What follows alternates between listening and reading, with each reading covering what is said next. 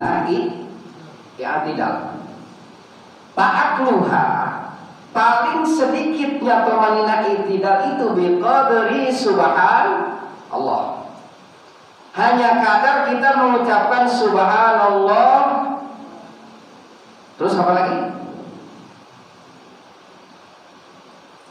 Ini dalam i'tidal Pak, ukurannya nih.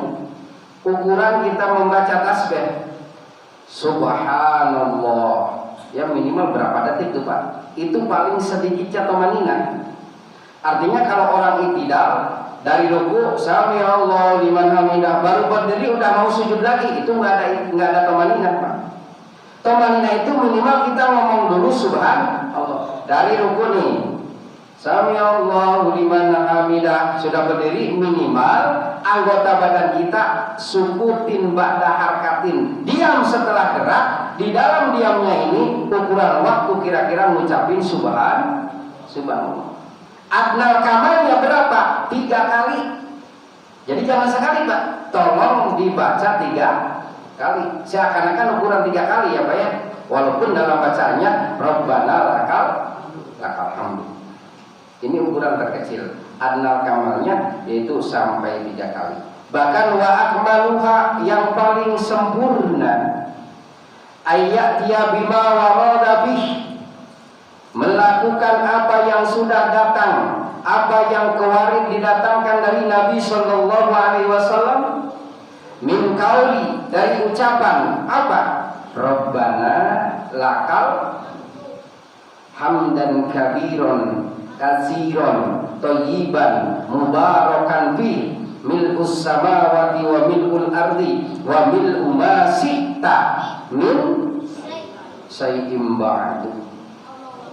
Ya. Sami'au. Yang ke-9 para hadirin, dari rukun salat yang ke-9 as-sujudu marratain, sujud 2 bikulli rakaatin, di dalam setiap rakaat. Wa yastamilu ala asarati surut, di dalam sujud ini di dalamnya ada 10 persyaratan. Syarat baca Fatihah ada 11 ya. Syarat idal ada 2. Sekarang syarat sujud ada 10. Mohon dihafal, mohon diperhatikan ya Pak ya. Supaya apa? Supaya pelaksanaan kita, sholat kita benar-benar sempurna. Kemanapun kita, dimanapun kita, kalau sholat kita belum beres, semua akan berantakan. Ya. Kalau sholat kita belum beres, semua akan jadi berantakan. Dimanapun kita, kapanpun kita, ketika sholat sudah dibenahi, insya Allah kehidupan kita akan dibenahi oleh Allah Subhanahu Wa Taala. Ini sholat Pak kuncinya.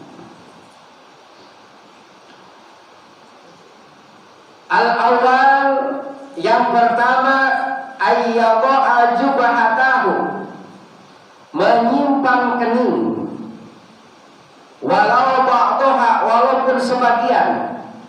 Kan kita nggak mungkin Pak ini jidat nempel semua ya Pak ya, walaupun sebagian nggak apa-apa. Walau bima yaqau alaihi ismu min a'laha, dari atasnya boleh, min asfaliha, dari bawahnya boleh, lator tapi tak boleh dari ujungnya. Bapak sujud pakai begini nih, ini nggak boleh, atau ujung sini pakai gini. Yang boleh itu atas ataupun bawah. Kalau yang sering atas jidatnya biasanya hitam di sini. Kalau yang sering bawah hitamnya di atas alis ya Pak ya. Tapi kan hitam itu jangan diinginkan Pak. Kalau bisa jangan sampai ada hitam. Khawatir begitu orang melihat, memanjung kita, memuji kita, akhirnya kita bangga. Kalau emang hitam karena sering disujudkan ya udah pasti hitam ya Pak ya. Cuman khawatirnya kita itu jangan bangga ketika orang sampai melihat, waduh ahli sujud umpamanya ya, jidatnya sampai hitam. Yang pertama. Selanjutnya para hadirin rahimakumullah, yang kedua syarat dari sujud mutasaqilan biha, memberatkan jidat. Arti memberatkan ini apa? Bisakli roksihi wa unuki, agak menekankan kepala dan ini apa namanya, leher Pak ya, sampai hatta tastaqara jubhatahu, sehingga jidat kita begitu nempel tidak bisa digeser-geser lagi. Namanya apa? Nekannya sedikit kencang. Ukurannya andai kata kita sujud kepada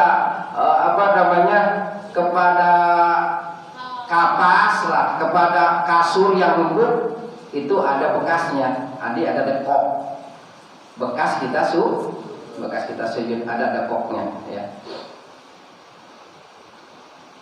Yang keberapa ini?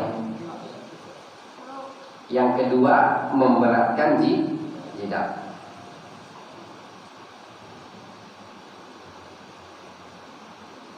Wa ayyakuna zalika munkisan. Masih yang ketiga ya Pak ya, ini masih yang kedua, maaf. Keberadaan sujud kita munkisan, jungkel. Jungkel itu apa? Ayyarfa asabilahu ala alihi, membawakan anggota badan kita yang atas dan mengataskan anggota badan kita yang bawah. Ini jidat di atas. Tapi kalau sujud mah harus ini bokong di bawah. Tapi kalau sujud harus ada di atas jidat. Jangan sejajar. Ini jidat, ini pantat, nggak sah sujudnya. Jidat harus lebih bawah, pantat harus lebih tinggi. Ini namanya jungkel Pak. Ada orang sujud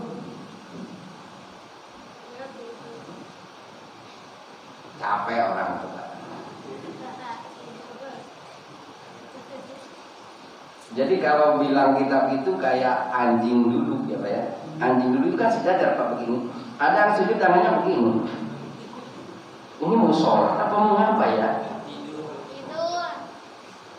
Nah ini Pak, udah begitu pahanya dengan betisnya nempel, ya otomatis pantatnya tidak lebih tinggi daripada jidat. Ini kesempurnaan Pak yang perlu kita perhatikan. Selanjutnya syarat yang ketiga, wasalisu warabiul, ketiga berikut yang keempat ya Pak ya.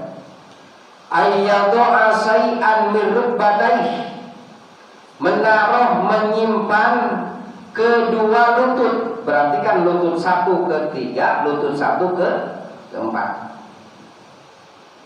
Lutut kita yang kelima dan keenam, taruh bagian daripada telapak tangan kita ya, telapak tangan. Nanti cara naruhnya, apa tangan dulu, apa lutut dulu ya. Nanti yang ketujuh dan yang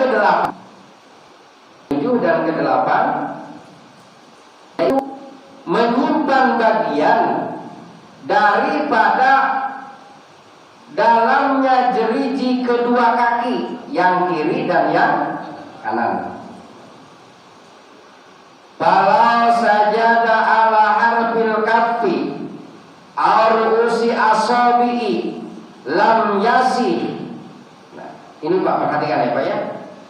Kalau orang sholat sujud dan pinggir telapak tangan begini pinggir. Jadi nggak semua nempel Pak. Ini tidak aja begini. Atau mungkin kayak orang lagi push up begini umpamanya. Atau sujud dengan menggunakan sebagian kecil daripada jeriji kaki Pak. Artinya jeriji kakinya ditaruh sedikit banget Pak, punya 5, yang ditaruh satu pun berdiri nggak nilai. Ini alamat sholat kita, sholat yang tidak sah, lam yasih, tidak sah.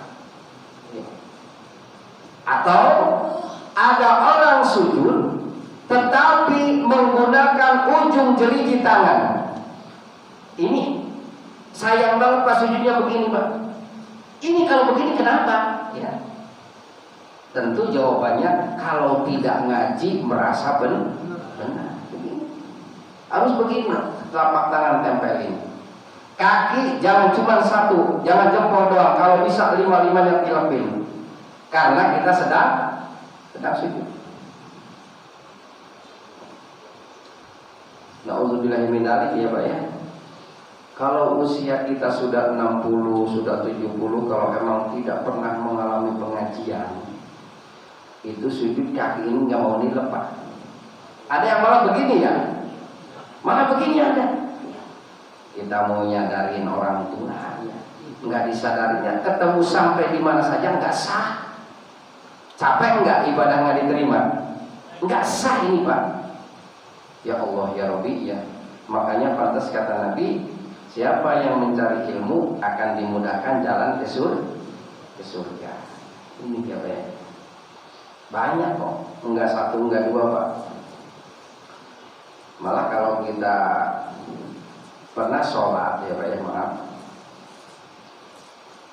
imam begitu sujud saya lihat ininya enggak nilai, itu kita harus bisa Pak. Jangan ikut ya, jangan ikut. Bisanya ini bukan berarti kita langsung pergi ke belakang, tetap gerakan sholat ikutin. Cuman kita tidak lagi niat berjamaah dengan dia, ya. Itu Pak. Kalau kita tiba-tiba loncat ke belakang, ya nyakitin orang, gitu. Nyakitin orang. Jadi seakan-akan ngomong begini, imamnya nggak benar, malas saya mah. Seakan-akan ngomong begitu Pak. Nah ini ya para hadirin. Selanjutnya para hadirin rahimakumullah, syarat sujud yang ke 9. Allah yaksida bihawwihi min i'tidalihi ghairu sujud. Jangan sekali-kali bertujuan turun dari i'tidal, bukan tujuan sujud. Artinya apa? Turun dari i'tidal emang kita mau sujud. Falau saqata ilal ard min ghairi qasdil hawi li sujud lam yusab. Kalau kita turun dari i'tidal tapi turun nggak mau sujud, tiba-tiba turun, apa karena kaget, apa karena apa, maka sujud kita nggak sah. Kenapa? Karena turun dari i'tidal bukan niat sujud. Maka ketika nyampe ke bawah, wa wajaba al-audu ilal i'tidal, wajib kita balik lagi i'tidal. Kenapa? Sujud kita tidak disejak, sujud kita tidak diniatkan. Umpama kita lagi i'tidal, tiba-tiba petir kencang, blar, kita langsung nunduk. Sekalian aja sujud, nggak boleh. Harus berdiri lagi, kembali kepada i'tidal. Selanjutnya para hadirin rahimakumullah, wal al-asir. Oh udah ya, ke-10 udah ya? Udah belum? Yang ke-10, alla yasjuda ala sayin muttasilin bih. Ketika sujud jangan nyujudin apa-apa yang nempel dengan badan kita. Ya. Ya contohnya begini Pak, yang paling banyak kita kan pakai sorban sholat ya, mau pakai sorban begini. Pas sujud di kesini ke tempat ini, kita sujudin. Ini mutasil, ini nempel dengan barang kita, jangan disujudin. Kalau disujudin nggak sah sujudnya. Atau kita mau baju di sininya lebar banget nih Pak, lebar, saking lebarnya begini, pas lagi sujud sini sampai sini, kita sujud ke sini Pak, kena ini. Ini baju mutasil dengan badan kita, maka sujud kita tidak sah. Saya pernah nerangin seperti ini, ada yang bantah. Hadisnya apa katanya? Hadisnya apa? Saya jawab, hadisnya saya orang bodoh nggak bisa mencari. Cuman yang bikin makalah seperti ini ulama yang udah hafal ribuan hadis. Artinya apa? Artinya jangan diserasikan dengan akal kita. Masa kok ini nggak halangin jadi nggak sah, pokoknya begini. Ya udah kata ulama enggak boleh, enggak boleh. Kenapa? Beliau istihad dengan berbagai macam hadis yang pernah dibacanya. Ya. Jadi awas, barang-barang yang mutasil dengan badan kita jangan sampai kena sujud ketika kita sedang sujud.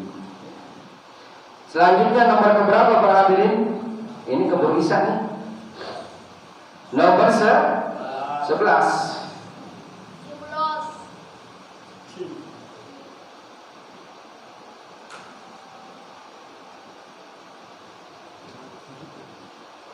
Sebelas apa 10?